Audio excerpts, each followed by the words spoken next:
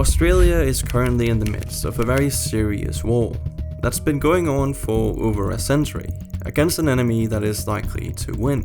This enemy isn't another country though, or anything along those lines. Instead, it's flightless birds, toads, and rabbits, which is rather curious on multiple levels, as neither the rabbits nor the toads are native to this country, and the emus are just birds that can't fly.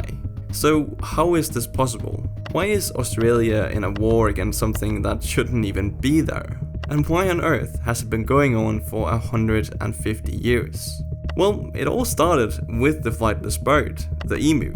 And this is where things start to get interesting. It's the 1930s, and Australia, like the rest of the world, was suffering from the Great Depression. Wheat prices were falling, and the Australian government had to do something to increase food production in order to feed the population. So they went to the farmers and tried to incentivize them to increase production through promises of subsidies. It worked, and wheat production increased dramatically. However, the government fell through and never provided any assistance to the farmers, and to make matters worse, the breeding season for emus had just ended, which was a serious problem because emus migrate after the breeding season, and they were therefore headed straight towards Western Australia in incredible numbers. And with a flock of up to 20,000 emus comes the search for just as much food.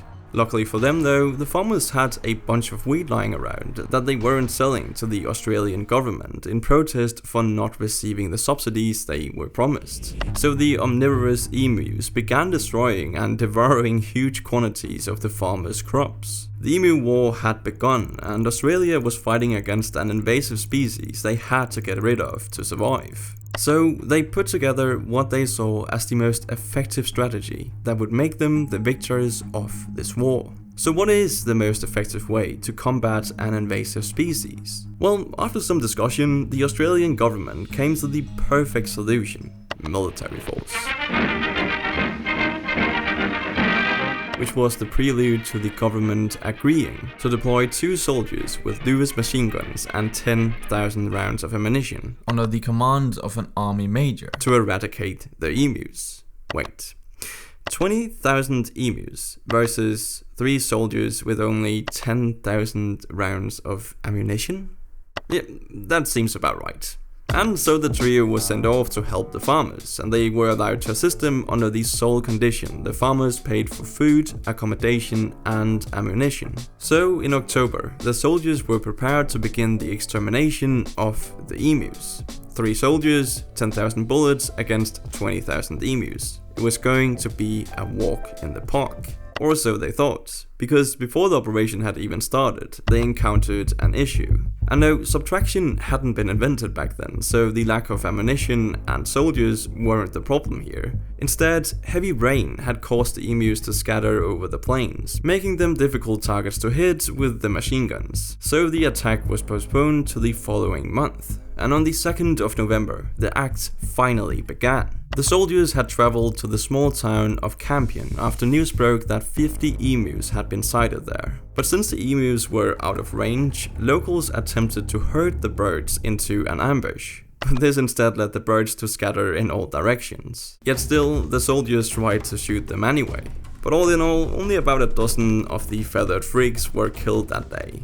12 down, 19,988 to go.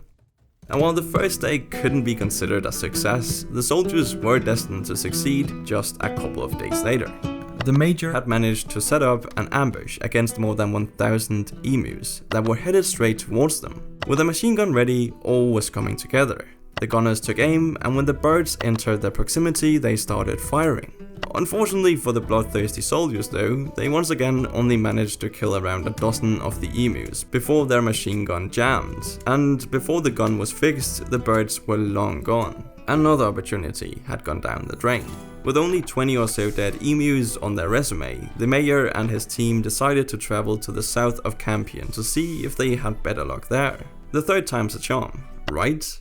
I mean, this decision did make sense, as the emus were supposedly tamer around these corners of the country, so if there were a place they could succeed, it would be here. But unfortunately, they couldn't rack up the kills they were hoping for. However, they did make an interesting discovery. The flocks of emus seemed to have a leader who would be on the lookout for potential threats, while the others reveled in the crops of the Australian farmers. So every time the emu pack leader noticed the soldiers, they would alert the entire flock, who would then scatter in all directions. Which, to be fair, is pretty clever. But the mayor was growing tired of this game of cat and mouse between his trio and the surprisingly clever and agile flock of flightless birds. So he conducted a new plan.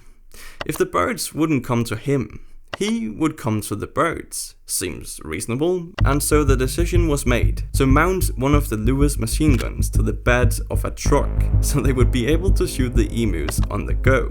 Brilliant idea, right? Well, you can probably see where this could go wrong. And go wrong it did. While 2,500 rounds of ammunition had been fired within a week, official records indicate that the number of dead emus only amassed to 300. The army mayor in charge of the soldiers even compared the invulnerability of the birds to tanks. Oh yeah, and one of the fleeing emus got caught in the steering wheel of the truck, causing it to crash into a nearby fence. So the operation was deemed a complete and utter failure and was put on hold for a while, only to be resumed for a few weeks where they were actually slightly more successful. All in all though, the 3 soldiers killed just under 1,000 emus with the 10,000 bullets, meaning an impressive 10% accuracy had been achieved. Which actually, believe it or not, led a politician to ask whether any medals would be given to the brave participants of the Emu War. To which a Western Australian politician replied that if any medals were to be given, they would go to the emus, who have won every round thus far. Pretty funny, but he did have a point. But now what? The emus had to be dealt with somehow, and nothing had worked thus far. So the Australian government did something crazy. They took inspiration from the Americans and began supplying the local farmers with ammunition and guns, and rewarded bounties for dead emus, which proved very successful, and in 1934, 57,000 emus were killed in just 6 months. Many thousands of emus have also been killed by locals since then, and the emu population in Australia is now estimated to be at a stable 600,000 to 700,000. So yeah, after multiple attempts, Australia did manage to overcome and win their first war against animals. Granted, it did take a few tries and multiple decades, but they eventually came out on top.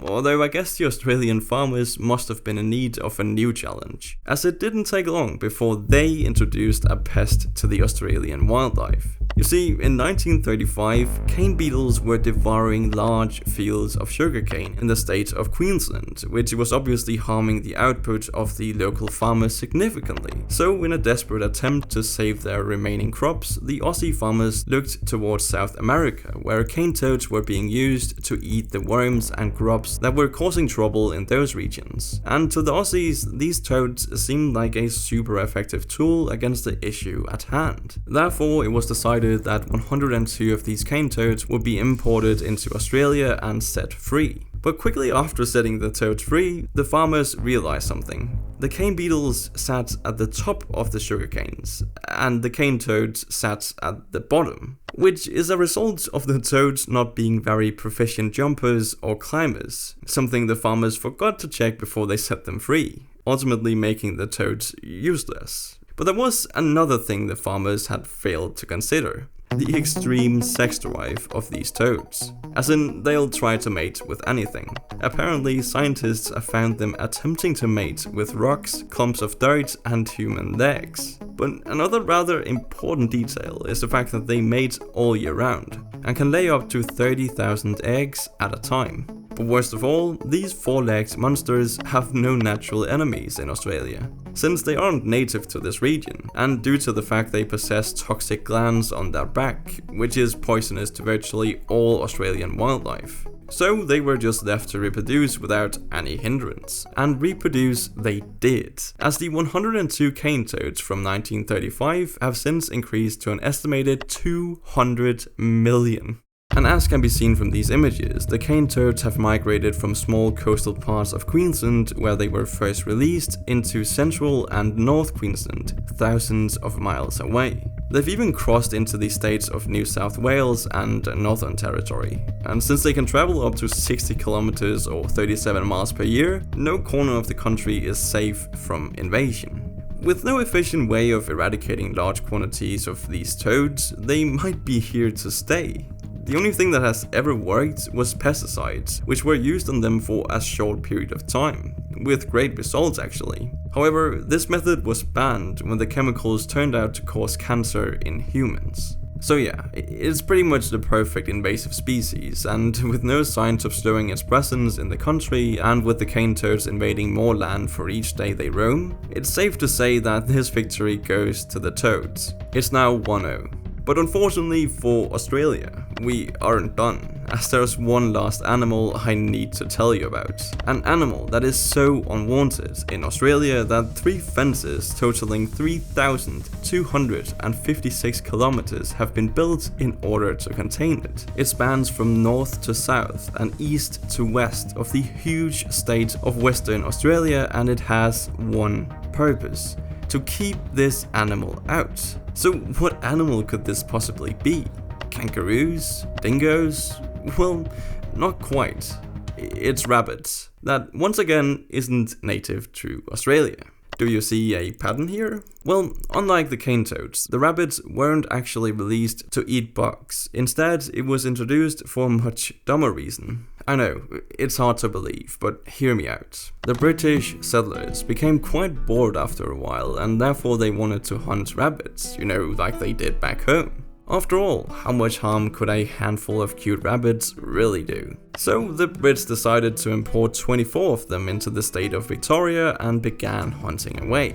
But as it turned out, the Brits weren't that good at hunting, and therefore didn't end up killing all of them. And when you don't kill all of them, well, the rabbits start doing what rabbits do best: reproduce. Unfortunately though, it turns out the conditions for reproducing were optimal in Australia, as a result of 2 crucial factors. First is the mild winters that meant the rabbits could reproduce all year round, and secondly the place at which the rabbits had been released, as this place happened to be the biggest agricultural region of the country, providing an abundance of food that fueled their extreme growth. Furthermore, the 24 imported rabbits were actually a mix of both wild and domestic breeds, the interbreeding of which created a hybrid rabbit that was exceptionally well suited for thriving in the Australian environment. And all of this combined meant that within a decade, the 24 imported rabbits had turned into millions. And the population of rabbits had supposedly gotten so large by the late 60s that 2 million could be shot each year without creating any noticeable difference.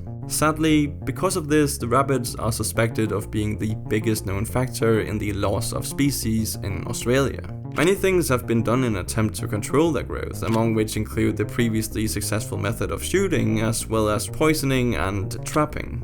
However, the most effective large-scale measure was the introduction of the myxoma virus, and I probably don't need to tell you about the effectiveness of a virus. So, in 1950, this myxoma virus was released into the rabbit population, reducing it from an astounding 600 million to just 100 million. Over time though, genetic resistance to this virus meant the rabbit population recovered quickly and reached between 200 and 300 million by the early 90s. They have since mostly recovered and are still thriving to this day.